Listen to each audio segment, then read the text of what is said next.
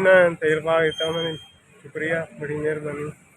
मेहनत मुशक्कत करके बच्चे बड़े औखे पाले जाते हैं, मेहरबानी फैसला तेल दे।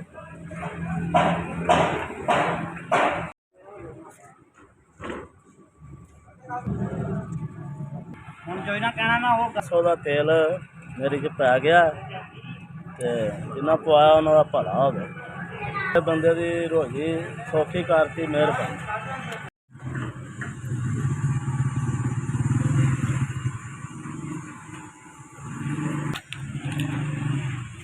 ਦੇ ਵਿੱਚ 500 ਦਾ ਤੇਲ ਪਾ ਕੇ ਦਿੱਤਾ। ਜਿਨ੍ਹਾਂ ਨੇ ਪਵਾ ਕੇ ਦਿੱਤਾ ਉਹਨਾਂ ਦੇ ਬੱਚੇ ਦੀ ਬੜਾ ਨੇਕ, ਬੜਾ ਅੱਛਾ।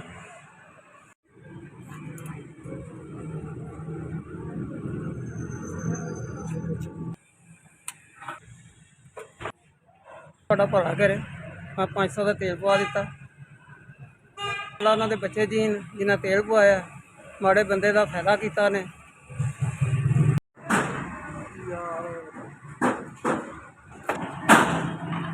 तेल पवाता उन्होंने बड़ी बड़ी मेहरबानी। माड़े बंदे हैं, मेहनत मजदूरी करके अपने बच्चे पालने। टाइम का टाइम बड़ा औखा पूरा होना है। जिन्हें भी पवाया उनका तेरा भला हो, तेरे बच्चे जी।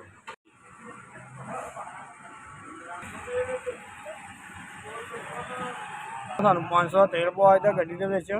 ਅੱਲਾ ਨੂੰ ਚੋਖਾ ਚੋਖਾ ਦੇਵੇ ਜੀ।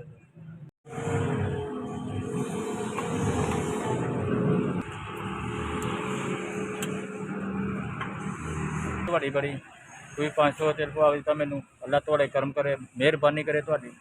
ਅੱਲਾ ਤੁਹਾਡੇ ਬੱਚੇ ਨੂੰ ਤੰਦਰੁਸਤੀ ਦੇਵੇ, ਤੁਹਾਨੂੰ ਵੀ ਤੰਦਰੁਸਤੀ ਦੇਵੇ।